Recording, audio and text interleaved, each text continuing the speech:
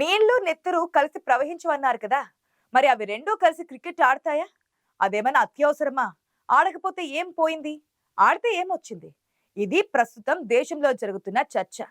ఒక దేశంతో మనకున్న శత్రుత్వం కారణంగా మనం ఐసీసీ వరల్డ్ కప్, ఒలింపిక్స్ వంటి ప్రతిష్టాత్మక ఈవెంట్స్ కు వెళ్ళకపోతే చివరకు ఎవరు నష్టపోతారని ప్రశ్నించారు. కాబట్టి అందరూ ఈ విషయాన్ని అర్థం చేసుకోవాలని కోరారు. సెంటిమెంట్ ఉండడం కరెక్టే. కానీ సెంటిమెంట్ వెనుక ఒక హేతుబద్ధమైన ఆలోచన ఉండాలని పేర్కొన్నారు కేంద్ర మంత్రి కిరణ్ రిజిజు. ప్రస్తుతం జరుగుతున్న ఆసియా కప్ లో కూడా పాకిస్తాన్ తో ఆడకపోతే ఇండియా టోర్నీ నుంచి అవుట్ అవుతోంది. ఫలితంగా మనమే బాధపడాల్సి ఉంటుందన్నారు. సుబ్రహ్మణ్య స్వామి, అసదుద్దీన్ ఓవైసీ వంటి నేతలకు ఉన్న సోయి, జాతీయత స్ఫూర్తి ప్రస్తుత పాలకులకు లేకుండా పోయిందని సోషల్ మీడియాలో నెటిజన్స్ వాపోతున్నారు. ఆ మ్యాచ్ బాయ్కట్ చేసి ఉంటే పాకిస్తాన్ కు ప్రపంచ వేదిక మీద బుద్ధి చెప్పినట్లు ఉండేది. పహల్గాం ఘాతుకాన్ని మరొకసారి ప్రపంచానికి చెప్పి ఉండేవాళ్ళం కదా.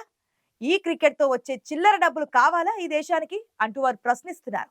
అయితే పహల్గాం ఘాతుకానికి నిరసనగా చేతులకు నల్ల బ్యాడ్జీలు ధరించారు. పాకిస్తాన్ ప్లేయర్లకు షేక్ హ్యాండ్ ఇవ్వలేదు.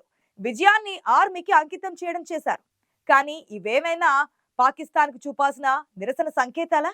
నిజంగా ఈ మ్యాచ్ ఇండియా గెలిచింది కాబట్టి సరిపోయింది.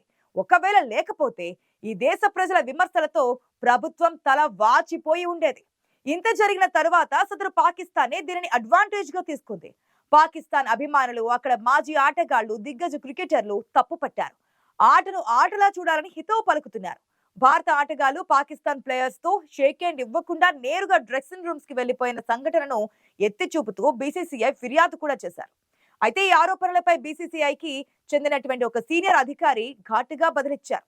మ్యాచ్ అనంతరం కరచాలనం అనేది ఇలాంటి అధికారిక నియమం కాదని, అది కేవలం స్నేహపూర్వక సంప్రదాయం మాత్రమేనని బీసీసీఐ తేల్చి చెప్పింది.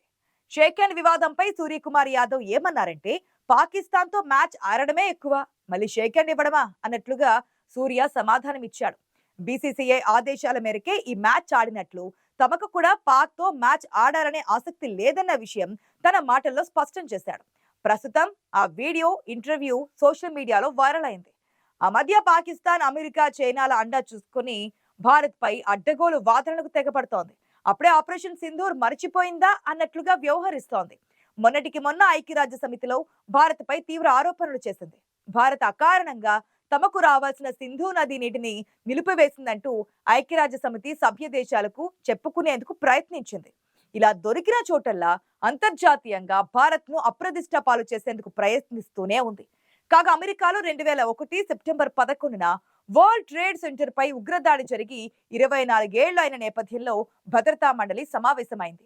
ఆ చర్చల్లో భాగంగానే పాకిస్తాన్ మనపై ఆరోపణలు గుప్పించింది. అయితే అందుకు మన దేశం ధీటుగా సమాధానం ఇచ్చింది. సింధు నది నీటి ఒప్పందంలో అసలు ఏముందో వివరించడంతో పాటు 4 దశాబ్దాల్లో తమ పౌరులు 20,000 మందిని పొట్టన పెట్టుకుందని విమర్శించింది. అబద్ధపు ఆరోపణలతో ఏదో చేద్దామని ప్రయత్నించిన పాకిస్తాన్ కు ఐక్యరాజ్య సమితిలో గట్టి ఎదురుదెబ్బ తగిలింది.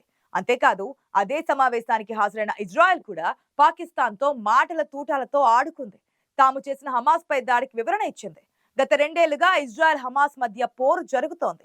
కాల్పుల విరమణకు సంబంధించి అమెరికా ప్రతిపాదన మేరకు దోహాలో ఖతర్ అధికారులు, హమాస్ నేతలు భేటీ అయ్యారు. వీరి మధ్య చర్చలు జరుగుతూ ఉండగానే ఇజ్రాయెల్ వైమానిక దాడులకు పాల్పడింది. దీనిని పలు దేశాలు ఖండించాయి. అయితే ఈ దాడులను ఇజ్రాయెల్ ప్రధాని బెంజమిన్ నెతన్యాహు సమర్థించుకున్నారు. అక్టోబర్ 7న ఇజ్రాయెల్ పై హమాస్ చేసిన దాడులను అమెరికాలో జరిగిన 9/11 దాడులతో ప్రధాని నెతన్యాహు పోల్చారు. అందుకు ప్రతిగా పాకిస్తాన్ గడ్డపై ఆశ్రయం పొందిన బిన్ లాడెన్ ను అమెరికా మట్టున పెట్టిన విషయాన్ని ఆయన ప్రస్తావించారు. అయితే ఖతార్ పై దాడుల గురించిన ఐక్యరాజ్య సమితి భద్రతా మండలిలో చర్చ సందర్భంగా తమ దేశం పేరును ప్రస్తావించడంపై పాకిస్తాన్ అభ్యంతరం చెప్పింది. పనిలో పనిగా ఇజ్రాయెల్ ఖతార్ పై చేసిన దాడిని కూడా ఖండించింది. ప్రాంతీయ సుస్థిరతను దెబ్బతీసే దురాక్రమణ అని వ్యాఖ్యలు చేసింది. దాంతో ఐక్యరాజ్య సమితిలో పాక్ రాయబారి అసీం ఇఫ్తఖర్ మహమ్మద్ ను ఉద్దేశించి ఇజ్రాయెల్ శాశ్వత ప్రతినిధి డానీ డానన్ గట్టి కౌంటర్ ఇచ్చారు. లాడెన్ మీ దేశంలోని హతమయ్యాడని మర్చిపోయారా అంటూ ప్రశ్నించారు. విదేశీ గడ్డపైనున్న ఉగ్రవాదిని ఎందుకు లక్ష్యంగా చేసుకున్నారనే ప్రశ్న అడగకూడదు. అడగాల్సిన ప్రశ్న ఏంటంటే, అసలు ఉగ్రవాదికి ఆశ్రయం ఎందుకు ఇస్తున్నారు అని. బిన్ లాడెన్ ను మట్టు పెట్టేందుకు చేసిన ఆపరేషన్ సరైందే అయినప్పుడు హమాస్ విషయంలో మేం చేసింది కూడా సరైందే అని సమర్థించుకున్నారు. 9/11 తర్వాత భద్రతా మండలి ఒక తీర్మానాన్ని ఆమోదించిందని, ఏ దేశము ఉగ్రవాదులకు ఆశ్రయం ఇవ్వడం, నిధులు సమకూర్చడం వంటివి చేయకూడదని తెలిపారు. అలా కాదని ఆశ్రయం కల్పిస్తే మండలి నియమావళిని ఉల్లంఘించినట్లే అవుతుందన్నారు. ఆ తప్పు పాకిస్తాన్ పదే పదే చేస్తూ వస్తోంది. మన దేశంపై దాడి చేసిన ప్రతి ఉగ్రవాదికి పాకిస్తాన్ లో ఆశ్రయం దొరుకుతోంది. హీరోలుగా దర్జా వెలుగుపెడుతున్నారు. వారికి పాకిస్తాన్ ఆర్థిక సహాయం కూడా చేస్తోంది. మొన్నటికి మొన్న వరద బాధితుల కోసం అందిన సాయాన్ని ఉగ్రవాద శిబిరాలను పునర్నిర్మించే పనుల కోసం అందించింది. అయితే ఈ విషయాలను పాకిస్తాన్ ఖండిస్తున్నట్లుంది. మనం కాస్త సాఫ్ట్ గా ఉంటున్నాం కానీ ఇజ్రాయెల్ అలా కాదు. ఎప్పటికప్పుడు చేసిన తప్పులను ఎత్తి చూపడంలో, దాడులు ప్రతిదాడులు చేయడంలో ఇజ్రాయెల్ కు సాటి రాగల దేశం లేదు. అంతెందుకు, మన దేశం పాకిస్తాన్ తో ఎదుర్కొంటున్న సమస్యలకు 1982లోనే పరిష్కారం చూపించింది. కానీ ఆనాటి పాలకులు తమ ఓటు బ్యాంకును రక్షించుకోవడంపైనే దృష్టి పెట్టడంతో ఇప్పుడు పాకిస్తాన్ మనకు కంట్లో నలుసులా మారిపోయింది.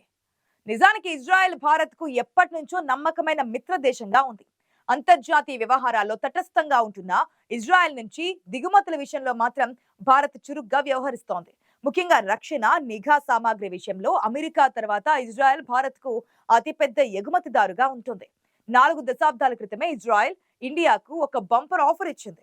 ఈ ఆఫర్ కు ముందు భారత్ ఒప్పుకుంది, కానీ ఆ కారణంగానే నేడు పాక్ బతకడంతో పాటు ఉగ్రమూకలకు నిలయంగా మారింది. దానికి ఓకే చేసి ఉంటే ఇప్పుడు పాకిస్తాన్ అచ్చంగా కోరలు పీకేసిన పాములాగా మారి ఉండేది. ఆ సమయంలో భారతదేశం, పాకిస్తాన్ మధ్య అప్పటికే 3 యుద్ధాలు జరిగాయి. అదే సమయంలో పాకిస్తాన్ అణ్వస్త్ర శక్తిని సమకూర్చుకునే ప్రయత్నంలో బిజీగా ఉంది. ఈ విషయం భారత్ తో పాటు ఇజ్రాయెల్ కు కూడా తెలుసు. అసలు అప్పుడు ఏం జరిగిందంటే, ఇజ్రాయెల్ భారతదేశం కోరుకుంటే పాకిస్తాన్ పై బాంబులు వేసి దాని కథను ముగిస్తామని ఆఫర్ చేసింది. అప్పుడు దేశంలో ఇందిరాగాంధీ ప్రభుత్వం కొలువు తీరి ఉంది. ఇందిరాగాంధీ ప్రభుత్వం ముందు ఈ ఆఫర్ను చాలా వరకు ఓకే చెప్పారనే కనిపించింది. కానీ చివరి క్షణంలో అంతర్జాతీయ ఒత్తిడికి లొంగిపోవడంతో పాకిస్తాన్ ఇప్పుడు అమెరికా, చైనాల అండ చూసుకొని బుస్సలు కొడుతోంది. Adrian Levy, Catherine Scott Clark రాసినటువంటి డిసెప్షన్ అనే పుస్తకంలో 4 దశాబ్దాల క్రితం జరిగినటువంటి ఈ కథ గురించి ప్రస్తావించారు. 1980ల ప్రారంభంలో ఇజ్రాయెల్ పాకిస్తాన్ అణు కార్యక్రమాన్ని ముప్పుగా చూసింది. ఇరాన్ కూడా ఆ రోజుల్లో అణు కార్యక్రమం ప్రారంభిస్తే దానిపై ఇజ్రాయెల్ బాంబుల వర్షం కురిపించింది.